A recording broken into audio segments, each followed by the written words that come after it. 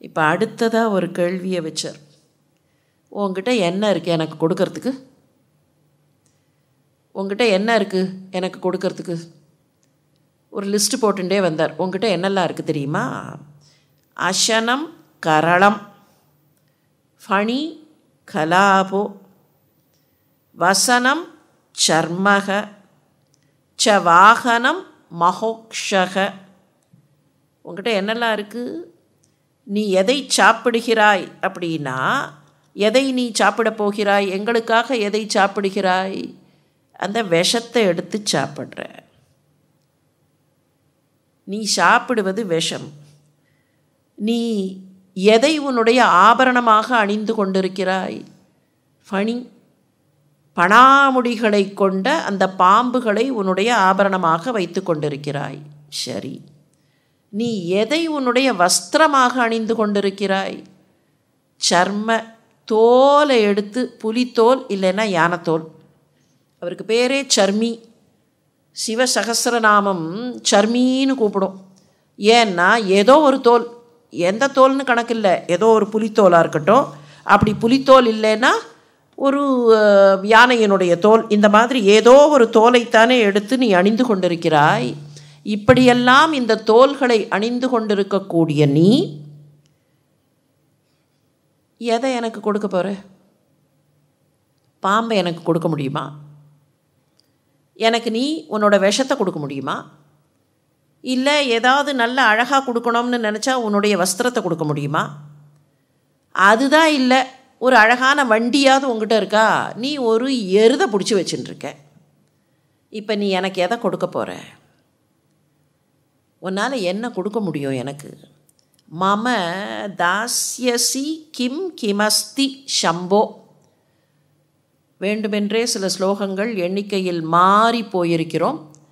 அதற்கு என்ன காரணம்னு பின்னால் பார்க்கலாம். இது 87வது ஸ்லோகம். 80க்கு வரத்துக்கு பதிலாக நம்ம இப்போ 87 இருக்கோம். 80 முடிச்சுட்டு 87 இருக்கோம். திருப்பியும் முன்னால் வருவோம். இந்த 87 அவர் கேட்கறதுக்கான காரணம் முன்னால் வரக்கூடிய ஸ்லோகங்களில் உண்டு. அதுக்காகத்தான். தவ பதாம்புஜ பக்திம் ஏவ தேஹி. உன்னால் என்ன கொடுக்க முடியும் எனக்கு? உன்னோட விஷத்தை கொடுக்க போறியா? இல்லை உங்ககிட்ட இருக்கிற அந்த ஒரு ஒத்த காளை, அந்த ஒத்த காளையை தரப்போறியா? இல்லை இந்த பாம்பை தரப்போறியா? இல்லை இந்த புலித்தோலையோ இல்லை யானைத்தோலையோ தரப்போறியா? உங்ககிட்ட என்ன இருக்குது கொடுக்கறதுக்கு? முதல்ல கேட்குறச்சே பகவானை பார்த்து உங்ககிட்ட என்ன இருக்குது அப்படின்னு ரொம்ப உரிமையோடு கேட்குற மாதிரி கேட்குறார். அதுக்கப்புறம் சொன்னார், இதெல்லாம் எனக்கு வேண்டாம், இதெல்லாம் யூ கான் கிவ் மீ. அதனால் நீ என்ன பண்ணு, எனக்கு நிறைய பக்தியை கொடு. எனக்கு நீ பக்தியை கொடு. தவ பதாம்புஜ பக்திம், உன்னுடைய பாதத்தில் நான் வைக்கக்கூடிய பக்தியை எனக்கு கொடு. அந்த பக்தியை நீ எனக்கு கொடுத்தேன்னா போகிறோம், எனக்கு வேறு எதுவும் வேண்டாம் அப்படின்னார். ஏன் அப்படி கேட்கிறார் என்பதைத்தான் இடையில் இருக்கக்கூடிய ஸ்லோகங்கள் நமக்கு காட்டப் போகின்றன. 81வது ஸ்லோகத்துக்கு மறுபடியும் வருவோம். கஞ்சித் காலம் உமாமகேஷ பவதக பாதாரவி அர்ச்சனைகை. உன்னுடைய பாதார விந்தத்திற்கு அர்ச்சனை. கஞ்சித் காலம், கச்சித் காலம் அல்லது கஞ்சித் காலம், கொஞ்ச காலம் நான் என்ன பண்ணுவேன்னா உன்னுடைய பாதார விந்தங்களுக்கு அர்ச்சனை. நான் கூட இல்லை, கொஞ்ச காலம் உன்னுடைய பாதார விந்தங்களுக்கு அர்ச்சனை. கஞ்சித் காலம் பாதாரவிந்த அர்ச்சனைகை பவதக. நம்பர் 1. நம்பர் 2, கஞ்சித் தியான சமாதிபி, கொஞ்சம் தியானம். நம்பர் 3, ச நதிபிஹி, நமஸ்காரம் கொஞ்சம். நம்பர் 4, கஞ்சித் கதா கர்ணனைகை, காதுகளில் உன்னுடைய கதையை, உன்னுடைய சரிதத்தை கேட்டல். அடுத்தது என்னான்னு கேட்டால் கஞ்சித் கஞ்சித் அவேக்ஷணஸ்ய, கொஞ்சம் கொஞ்சம், அந்த இடத்துல மட்டும் கொஞ்சம் கொஞ்சம் உன்னோட தர்சனம், லேசாக கொஞ்சம் கொஞ்சம் கிடைக்கக்கூடிய தர்சனம். அடுத்தது நுதிபிஹி, ஒன்று ஸ்தோத்திரம் பண்ணுவது, கொஞ்சம் கொஞ்சம் உன்னை ஸ்தோத்திரம் பண்ணுவது. கஞ்சித் தஷாம் ஈத்ருஷீம், கொஞ்சம் கொஞ்சம் உன்கிட்ட என் மனசை அப்படியே கொடுக்கறது. கொஞ்சம் கொஞ்சம் என்னுடைய தசை தசா புக்தின்னெல்லாம் சொல்லுவார்களே, என்னுடைய தசைனா இந்த ஸ்டேட்டஸ், மனசை உங்ககிட்ட கொடுக்குற அந்த ஸ்டேட்டஸ், இந்த ஸ்டேட்டஸ் இதெல்லாம் யஹ பிராப்னோத்தி முதா த்வத் அர்ப்பித மனா ஜீவன்ச முக்தக கலு.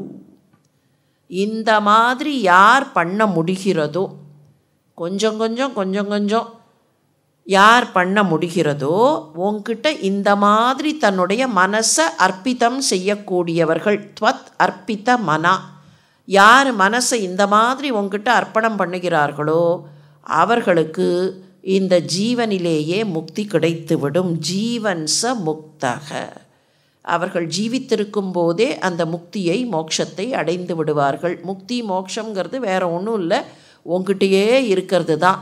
அப்போ கொஞ்சம் உன்னை நினச்சி பார்க்கறது, கொஞ்சம் உன்னை தியானிக்கிறது, கொஞ்சம் உன்னுடைய சரிதத்தை கேட்பது, கொஞ்சம் உன்னுடைய பெருமைகளை பேசுவது, கொஞ்சம் அப்படியே உன்னை பற்றி துதி பாடுவது, கொஞ்சம் உன்னையே பார்ப்பது, அப்படியே என் மனசை கொண்டு வந்து உங்ககிட்ட கொஞ்சம் கொடுத்துடுறது. இப்படியெல்லாம் உன்னை நான் நினைத்தால் அந்த ஜீவனுக்கு இந்த பிறப்பிலேயே முக்தி கிடைத்துவிடும், மோட்சம் கிடைத்துவிடும். எனக்கு பக்தியை கொடுன்னாரே, எதுக்கு எனக்கு பக்தியை கொடுன்னு கேட்குறார்? இந்த பக்தி வழியாக நான் உயர்வை அடைந்து விட வேண்டும். எனக்கு முக்தி மோட்சங்கிறது எங்கேயோ வரதில்லை, இந்த பிறவியிலேயே நான் உன்னை நினச்சிட்டு இருந்தால் போகிறோம். திருநாவுக்கரசு சுவாமிகள் பாடினார், எனக்கு மனுஷ பிறவி வேண்டும்னர். சாதாரணமாக நாம் என்ன நினைக்கிறோம், மகான்கள் எல்லாம் மனுஷ பிறவி வேண்டாம், இந்த பிறவி போரும் அப்படின்னு சொன்னார்கள்னு. அவர் சொன்னார், எனக்கு இந்த மனுஷ பிறவி வேணும்னர். ஏன் வேணும்? எனக்கு உன்னை பார்த்துட்டே இருக்கணும், உன்னை பார்த்து கொண்டே இருக்க வேண்டும். எப்படி?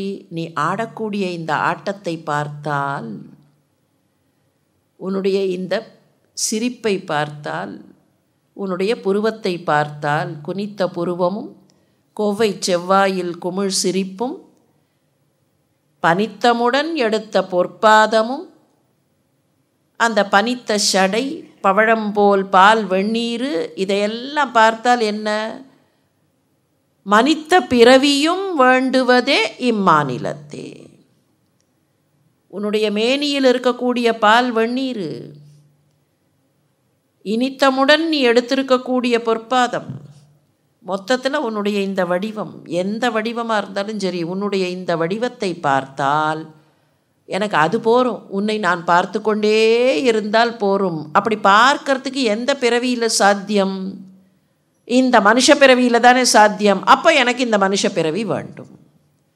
அப்போ நான் உன்னை கொஞ்சம் தரிசித்து கொண்டு, உன்னுடைய பெருமைகளை கொஞ்சம் கேட்டுக்கொண்டு, உன்னையே பார்த்து கொண்டு, உன்னையே நினைத்து கொண்டு, உன்னையே துதித்து கொண்டு, திருப்பியும் பிரகலாதன்கிட்ட போனால், பிரகலாதன் என்னெல்லாம் பக்தி பண்ணுறதுக்கு வழிகள்னு சொன்னான். முதல்ல கேட்கணும்னா ஸ்ரவணம், அதுக்கப்புறம் என்ன கீர்த்தனம், அதுக்கப்புறம் என்ன ஸ்மரணம், அதுக்கப்புறம் என்ன பாதசேவனம், அதுக்கப்புறம் என்ன வந்தனம், அதுக்கப்புறம் என்ன அர்ச்சனம், தாஸ்யம், சக்கியம், ஆத்ம நிவேதனம். இந்த வழியில் எந்த வழி வேணாலும் பண்ணலாம், ஆனால் இந்த வழியில் எல்லாத்தையும் சேர்த்தும் பண்ணலாம். இதில் எந்த வழியாக வேணாலும் இருக்கலாம். பகவானுடைய பெருமையை கேட்டுக்கொண்டே இருக்கக்கூடியவர்கள், அப்படியே அதை கேட்டுக்கொண்டே இருக்கக்கூடியவர்கள் அதிலேயே ஊறி போனவர்களாக இருப்பார்கள். சில பேர் பகவானுடைய திருநாமாவை பாடிக்கொண்டே இருக்கக்கூடியவர்களாக இருக்கலாம். எந்த வழி வேணாலும் சரியான வழி தான், எந்த வழியும் ஒன்றுத்துக்கு ஒன்று குறைச்சல், ஒன்றுத்துக்கு ஒன்று வசதி அப்படின்னு இல்லை. ஆனால் இது எல்லாத்தையும் பண்ணினா, இங்கே ஆச்சாரியர் கேட்குறது அதுதான், நான் கொஞ்சம் இதில், கொஞ்சம் இதில், கொஞ்சம் அதில், கொஞ்சம் கொஞ்சம் அப்படின்னு சொல்கிறாரே, அப்போ கொஞ்சம்தானா அப்படின்னா, இது கொஞ்சம் பண்ணிட்டு வரும்போது அடுத்தது இது, அப்புறம் அடுத்தது இது. அப்போ நீங்கள் ஸ்ட்ரிங் பார்த்தா முழுக்க முழுக்க முழுக்க அந்த பகவானிடத்திலேயே ஆட்பட்டு இருக்கக்கூடிய உள்ளம். என்னுடைய பக்தி எப்படி இருக்கணும்னா இதையே பண்ணக்கூடியதாக. பின்னால் தான் கேட்குறார், பக்தியை கொடுத்துருங்கிறார். ஆனால் அந்த பக்தி இருந்தால் தான் இதையெல்லாம் பண்ண முடியும். இப்படியே நான் இருந்தால் இந்த பிறவியிலேயே, நான் கூட சொல்லலை, இதை மாதிரி யாரெல்லாம் பண்ணுகிறார்களோ அவர்களுக்கு இந்த பிறவியிலேயே முக்தி கிடைத்துவிடும். அவர்கள் ஜீவன் முக்தர்களாக இருப்பார்கள். வேறு ஒன்றும் அவர்களுக்கு வேண்டாம். எப்போதும் உன்னுடைய அணுக்கத்திலேயே இருப்பார்கள். உன்னையே நினைத்து கொண்டு இருப்பார்கள். உன்னிலேயே கலந்து இருப்பார்கள். அதுதான் நீ கொடுக்க வேண்டியது. நீ கொடுக்க வேண்டிய அந்த பக்தி எப்படி இருக்க வேண்டும் அப்படிங்கிறதுக்காக சொன்னார். கொஞ்சம் கொஞ்சம் இதையெல்லாம் பண்ணக்கூடியதாக இருந்தால் போதும். இப்போ அடுத்தது இன்னொருத்தரை அந்த பக்தியில் மிகச்சிறந்தவர்னு அடையாளம் காமிக்கிறார். பக்தி எப்படிப்பட்டதுன்னு காமிச்சுட்டே வந்து தான் அங்கே வந்தோடனே 87 என்ன சொன்னார்னா, எனக்கு பக்தியை கொடுன்னார். இந்த பக்தி எப்படிப்பட்டதுன்னு காட்டுறதுக்காகத்தான் இந்த பக்தியை கொஞ்சம் கொஞ்சம் பண்ணினா என்ன கிடைக்கும். இப்போ அடுத்த ஸ்லோகத்தில் 82 பக்தி ரொம்ப பிரமாதமாக பண்ணின ஒருத்தர், அவரை தவிர வேறு யாரையாவது மிகச்சிறந்த பக்தர்னு சொல்ல முடியுமான்னு ஒரு கேள்வியை வைக்க போகிறார். பூஜ்யாத் பூஜ்யதரஸ்ய ச ஏவ ஹீன சேத் கோவா தத் அந்யோ அதிகா. இன்னொருத்தரை காட்ட முடியுமா? இவரை தவிர அந்நியமாக ஒருத்தரை இவரை விட அதிகமானவர்னு காட்ட முடியுமா? He is the best. இந்த ஹீ இஸ் த பெஸ்ட்னு சொல்கிறதுக்கு எப்படி கேட்குறார் ஒரு கேள்வியன்னா, இவரை விட பெட்டர்னு வேறு யாரையாவது காட்ட முடியுமானா என்ன அர்த்தம்? There is no one better than ஹிம்னா ஹீ இஸ் த பெஸ்ட். இப்போ இவர் யார், இவர் என்னெல்லாம் பண்ணினாருங்கிறது தான் அந்த ஸ்லோகத்தில் வர லிஸ்ட். பாணத்வம், விருஷபத்வம், அர்த்தவபுஷா, பாரியாத்வம், ஆர்யாபதே, கோணித்வம், சகிதா, மிருதங்கவஹிதா ச இத்தியாதி ரூபம் ததௌ. இவர் என்னெல்லாம் பண்ணினார் தெரியுமா உனக்காக? பாணத்துவம், அவர் உனக்காக பாணமாக வந்தார், அம்பாக வந்தார். ரிஷபத்துவம், உனக்காக அவர் காளையாக வந்தார். அர்த்த வபுஷா, உன்னோட வடிவத்தில் பாதியாக வந்தார். பாரியாத்வம், உன்னுடைய மனைவியாக வந்தார். கோணித்துவம், பன்றியாக வந்தார். சகிதா, சகி ஸ்நேகிதியாக வந்தார். மிருதங்க வகதா, உனக்காக மிருதங்கம் வாசித்தார். இப்படியெல்லாம் இத்தியாதி இத்தியாதி ரூபங்களில் வந்தாரே, அவரோட பக்தி எப்பேற்பட்டதுன்னர். 3 கோட்டைகளை கட்டிக்கொண்ட 3 ராட்சசர்கள். அந்த ராட்சசர்களை அழிக்கணும். அவர்கள் என்ன வரம் வாங்கி வச்சுருந்தார்கள்னு முன்னாலேயே பார்த்தோம். ஒரே வரிசையில் இந்த 3 கோட்டையும் வந்தால் ஒரே அம்பில் இந்த 3 கோட்டைகளையும் துளைக்க முடியும், இல்லைன்னா முடியாது. ஒரே ஒரு அம்பு தான். புறப்பட்டார். இந்த 3 பேரையும் அழிக்கிறதுக்காக புறப்பட்டார். அப்படியே அவனியை ரதமாக்கினார். அந்த ரதத்துக்கு 2 சக்கரங்கள் வேண்டும். அவனி ரதம் அர்க்கேந்து சரணம். அவனி ரதத்துக்கு அர்க்கனும் இந்துவும் சரணங்களாக புறப்பட்டுட்டார். இந்த ரதத்தை யார் ஓட்டுறது? அவனியை சிருஷ்டி பண்ணக்கூடிய அந்த பிரம்மாவை கூப்பிடு, அவன்தான் தேர்ச்சாரதி. தேர்ச்சாரதி உக்காந்துட்டார். இப்போ இவர்கள் வாங்கி இருக்கிற வரம் என்ன? ஒரே ஒரு அம்பு தான். அப்போ வில்லு எடுத்துக்கணும். அம்பு வேணும்னா வில்லு வேணும். எதை வில்லாக எடுக்கிறதுன்னு பார்த்தார். அப்படி திரும்பி பார்த்தார், மேருமலை நின்றுது. அந்த மேருமலையை எடுத்து வில்லாக வளைத்தார். அம்பு வேணுமே. மேருமலைக்கு ஈக்குவலாக மாத்திரமில்லை, அவர்கள் கேட்டிருக்கிற மாதிரி ஒரே ஒரு அம்பு 3ஐயும் தொலைக்கணும். அப்போ எங்கே அம்பு அப்படின்னொன்னே மகாவிஷ்ணு வந்து நின்றார். நான் அம்பாக வருகிறேன். திரிபுராரியாக புறப்பட்ட போது, திரிபுரம் எரிப்பதற்கு திரிபுராரி ஆவதற்கு புறப்பட்ட போது அவருக்காக பாணமாக மாறிக்கொண்டவர் மகாவிஷ்ணு. அந்த மாதிரி பாணத்துவம், ரிஷபத்துவம், மகாவிஷ்ணுவே ரிஷபமாக மாறினார்.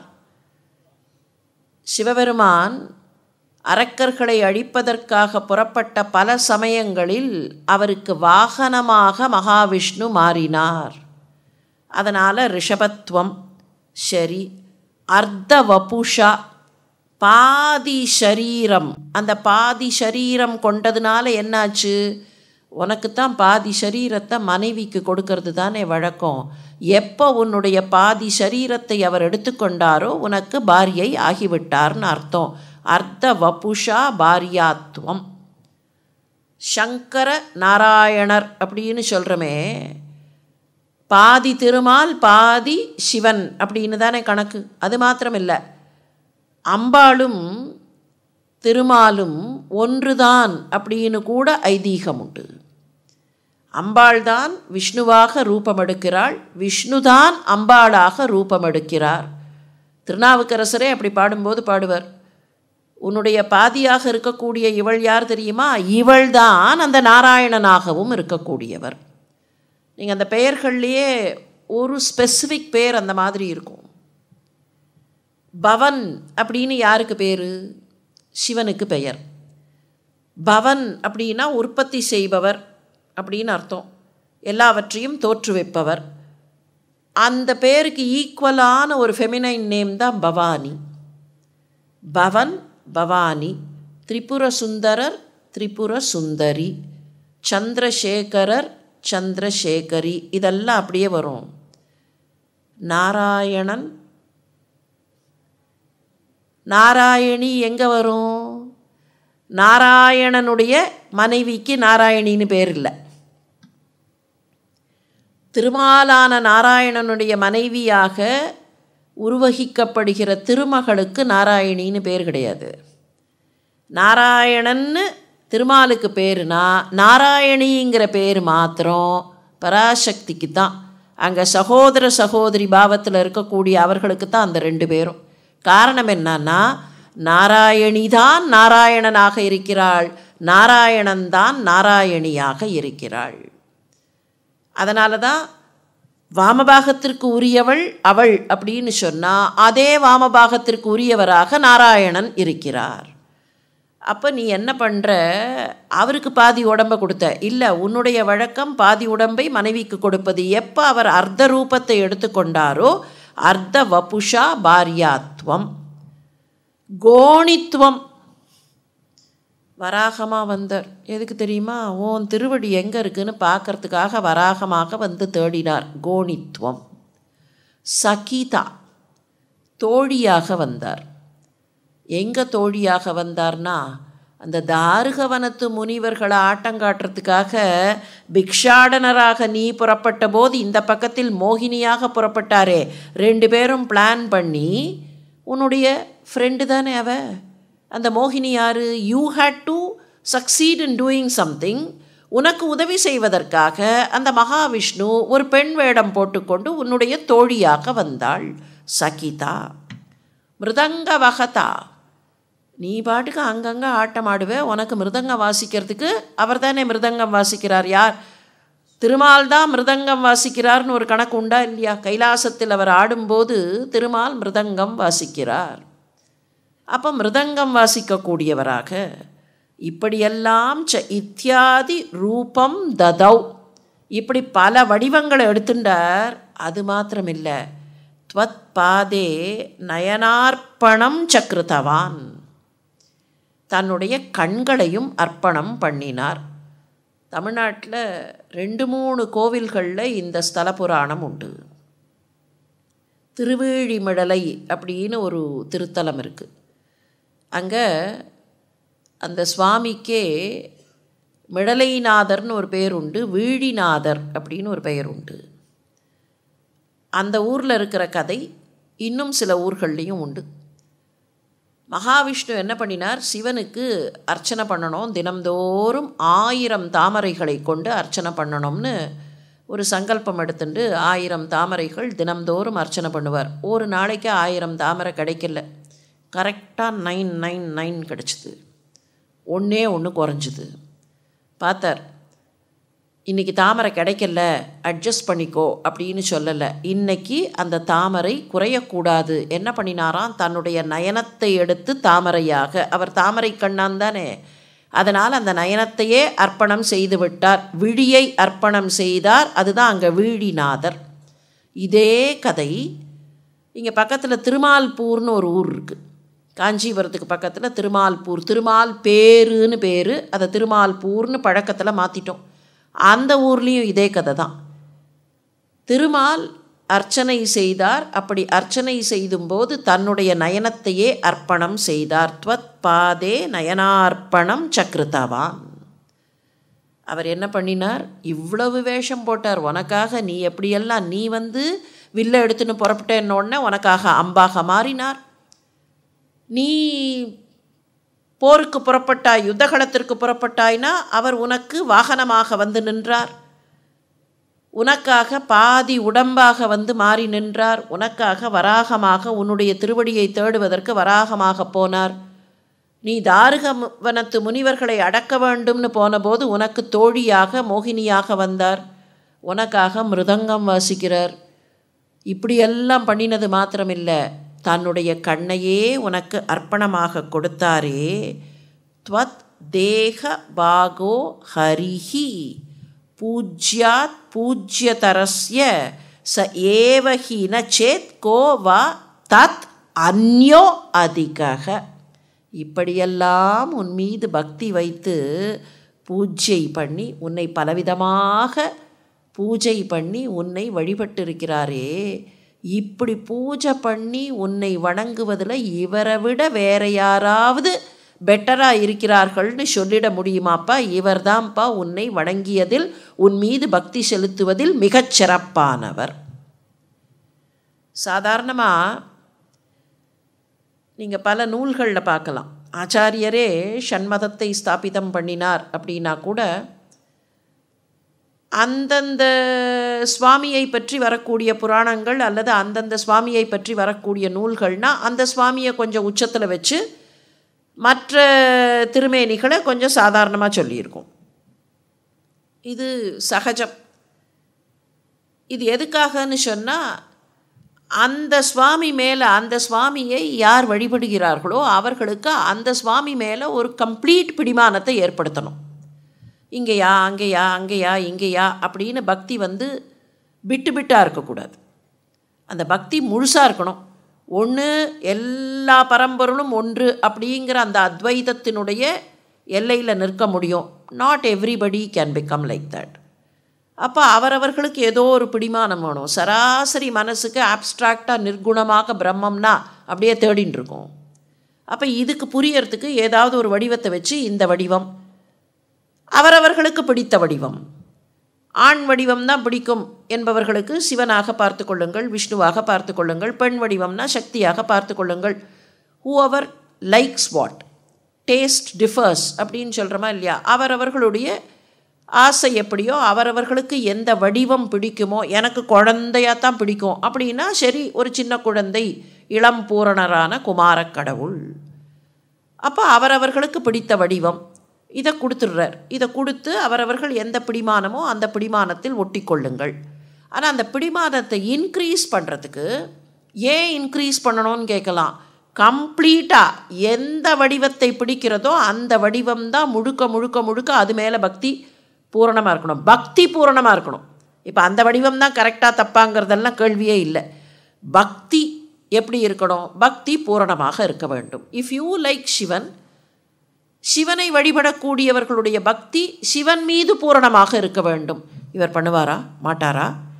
இவரே எங்கேயோ டான்ஸ் ஆடிகிட்டே இருக்காரே மலைப்பகுதியில், அப்போ இவருக்கே கால் வலிக்கும்னா நமக்கு கால் வலியை போக்குவாரா? அப்படின்னெல்லாம் அங்கே கேள்விகள் வரக்கூடாது. அந்த பக்தி முழுக்க முழுக்க டெடிக்கேட்டடாக இருக்கணும்.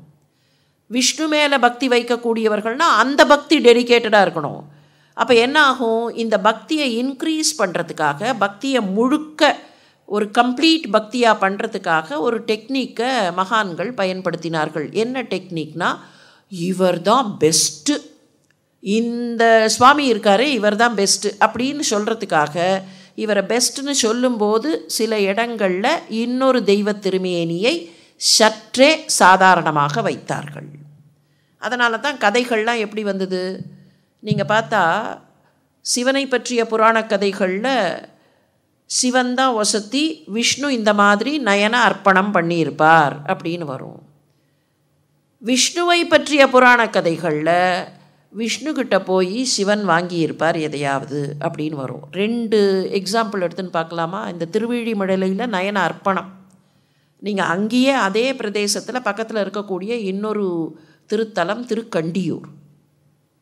இந்த திருக்கண்டியூரில் என்ன கதை வரும்னா, அங்கே ஹர சாப விமோச்சன பெருமாள்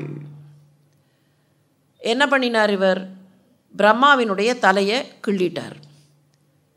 பிரம்மாவுடைய தலையை கிள்ளினோன்னா அந்த கபாலம் கையில் ஒட்டிண்டுது. என்ன பண்ணினாலும் அந்த கபாலம் கீழே விழலை. என்னென்னமோ பண்ணி பார்த்தார், கீழே விழவே இல்லை. அதை கீழே விழ வைக்கணும், ஏன்னா பிரம்மஹத்தி கையில் ஒட்டின்ருக்கு, கீழே விழ வைக்கணும்.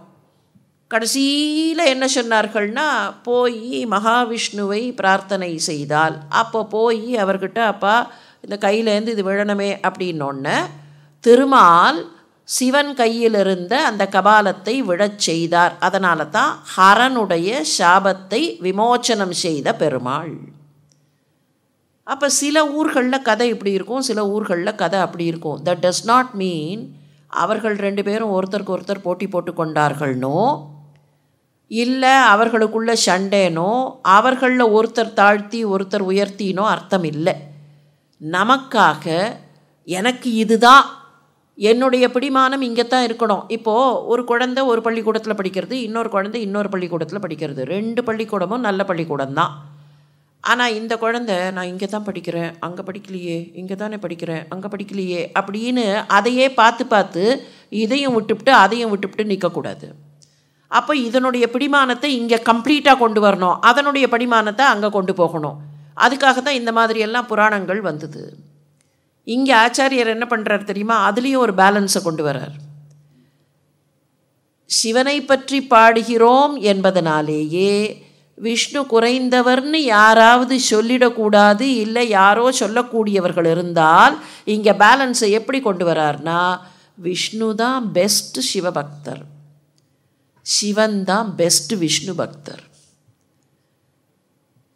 வேறு யாரையாவது நான் காட்ட முடியுமாப்பா? தத்